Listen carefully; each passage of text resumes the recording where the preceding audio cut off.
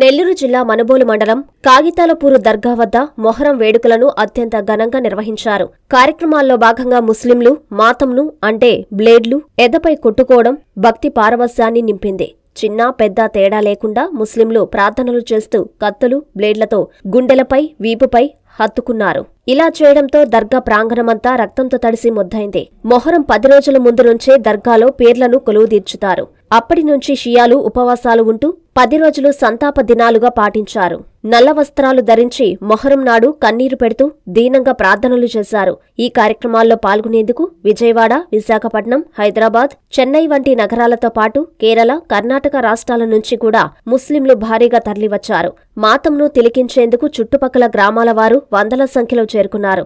అనంతరం కొలువు ఉంచిన పీర్లను గ్రామంలో ఊరేగించారు.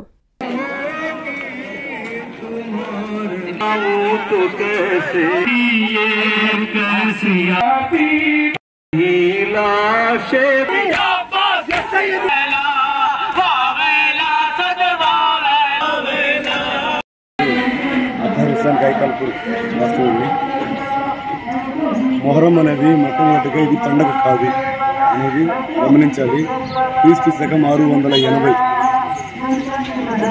ఉర్దూ క్యాలెండర్ ప్రకారము 61 హిజ్రీలో మొహరంలో మహమ్మద్ ప్రవక్త యొక్క మునిమనుడైన ఇమాం హుస్సేన్ తన సహాబులతో 72 మందికి వాళ్ళ ప్రాణాలను అర్పించినారు.